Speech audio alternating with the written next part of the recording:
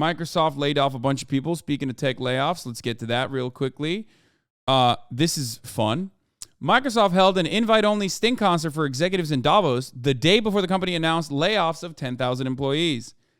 Remember, when they're cutting costs, they're not cutting it where it matters, okay? They still got money in the budget for the Sting concert at Davos. Motherfucking Sting. They just don't have money for you. Wild. Wild thing to consider. Google has laid off a bunch of people. Microsoft laid off a bunch of people. Amazon has laid off a bunch of people. Of course, part of the reason why they are laying off a bunch of people is because and this is like not, I mean, this is a relatively capitalist take. But, I mean, they're laying off a bunch of people because in 2021 and in 2020, when COVID happened, the tech sector boomed because people couldn't move around. So everything they did online. They did it on the internet. So they hired a lot. They overhired, I guess. Not that that's like a real thing. I don't think that there is such a thing as overhiring, okay? But from a company's perspective, the wild part about it is that, like, it's not like they overhired and then, allowed staff to work less hours. They overhired and then they kept the same fucking hours for everybody else. What you're supposed to do in this circumstance is, hire more people and then cut the hours, but still pay the same salary in a normal situation. But now they're able to fire people so that they can get rid of bloat because they know that the remaining staff is going to work doubly as hard. Yeah, here it is. Between June 2021 and 2022, Microsoft's headcount increased by 40,000 people. Now, an increase in headcount makes sense. As you can see, year over year, as your company grows, you increase, and then your company downsizes a little bit to improve efficiency, which means making the smaller labor force, now reduced labor force do the same amount of work for the same amount of pay, by the way. Why are there so many tech layoffs, and why should we be worried? A Stanford scholar explains. Over the recent months, tech companies have been laying off workers by the thousands. It is estimated that in 2022 alone, over 120,000 people have been dismissed from their jobs, some of the biggest players in tech. What explains why so many companies are laying large numbers off their labor force? The answer is simple. Copycat behavior, according to Jeffrey Peffer, a professor at Stanford Graduate School of Business. He's saying it's mostly social contagion. Behavior spreads through a network as companies almost mindlessly copy what others are doing. When a few firms hire staff, others will probably follow suit.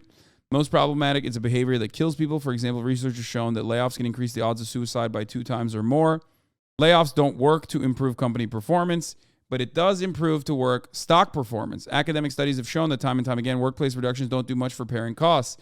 Severance packages cost money. Layoffs increase unemployment insurance rates, and cuts reduce workplace morale and productivity. But if you can demonstrate after you get over the initial hump of diminishing stock prices that come along with the original layoff, unless it's coming at the heels of a merger and acquisition, in which case then layoffs are expected and it immediately improves your stock prices. Over the course of the next quarter or in the immediate quarter, if the output remains the same, your stock prices will increase. That's how the stock market works. For over 4 decades, Peffer studied hiring and firing practices. The tech industry layoffs are basically an instance of social contagion. He says they're imitating behavior and not particularly evidence-based. I've had people say to me that they know layoffs are harmful to company well-being, let alone the well-being of employees, and don't accomplish much. But everybody's doing layoffs, and their board is asking why they aren't doing layoffs also. Love that. Do you think layoffs in tech are some indication of the tech bubble bursting and the company preparing for a recession? Could there be a tech recession? Yes. Was there a bubble in valuations? Absolutely. Did Meta overhire? Probably. But is that why they're laying people off? Of course not. Meta has plenty of money. These companies are still all making money. They're doing it because other companies are doing it. Don't you love capitalism? Capitalism is so sick. Like, this guy, his job is to explain capitalism. Like, this guy works for a capitalist institution, Stanford University. He is in the Graduate School of Business, okay? He has read the ancient tomes of capitalism, okay? This is his job. And you ask this professor who is giving people MBAs, okay? And he's like, yeah, they're doing it on a vibes-based economy. They don't have to do it. They're just doing it because, it's vibes. It's fucking vibes. Good system, dude. Microsoft has a $100 billion in cash, but they still need to curtail their CapEx and OpEx to appease shareholders, even though they'll bring back everyone when the market rebounds. Yeah, they'll engage in mass hiring again, just like you.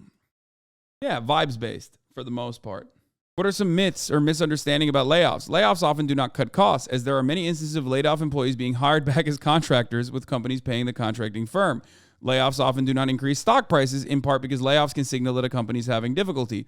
Layoffs do not increase productivity. Layoffs do not solve what is often the underlying problem, which is often an ineffective strategy, a loss of market share, or too little revenue. Layoffs are basically a bad decision. Companies sometimes lay off people that they have just recruited, oftentimes with paid recruitment bonuses.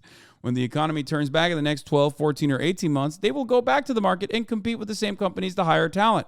They're basically buying labor at a high price and selling low. Not the best decision. People don't pay attention to the evidence against layoffs. The evidence is pretty extensive. Some of it is reviewed in the book I wrote on human resource management, The Human Equation, Building Profits by Putting People First. If companies paid attention to the evidence, they could get some competitive leverage because they would actually be basing their decisions on science. There is no fucking science. It doesn't matter. Because when your shareholders are saying, Facebook is laying off motherfuckers, why aren't you? What are you supposed to do? You're supposed to do... You could sit there and explain to them that this makes no sense. We shouldn't do this. But they don't give a fuck. It's all fake is what I'm saying. All of it. Every part of it. Most of it is fake. Sometimes I feel like all of it is fake. And if everything is fake, then they might as well do the right thing by, people who are generating the value. But they don't. You've written about the negative health effects of layoffs. Can you talk about this? We talked about that already. What's your reaction to some of the most recent headlines like Meta laying off 11,000 employees? I am concerned. Most of my recent research is focused on the effect of the workplace on human health and how economic insecurity is bad for people. This guy's a rugged Marxist. This guy's the Marxist that they're talking about in colleges. Retailers are preemptively laying off staff, even as final demand remains uncertain. Apparently, many organizations will trade off a worse customer experience for reduced staffing costs, not taking into account the well-established finding that it's typically much more expensive to attract new customers than it is to keep existing ones happy. Are there past examples of contagious layoffs like the one we are seeing now? After September 11, every airline except Southwest did layoffs. By the end of that year, Southwest, which did not do any layoffs, gained market share. A.G. Lafley, who was the former CEO of Procter & Gamble, said the best time to gain ground on your competition is when they are in retreat, when they are cutting their services, when they're cutting their product innovation because they have laid people off. James Goodnight, the CEO of the software company SAS Institute, has also never done layoffs. He actually hired during the last two recessions because he said it's the best time to pick up talent. My advice to a worker who's been laid off is when they find a job in a company where they say people are their most important asset, they actually check to make sure that the company behaves consistently with that espoused value when times are tough. How do you check that? There is no company every company says that. Not a single company abides by that. What the fuck are you supposed to do? You know what I mean?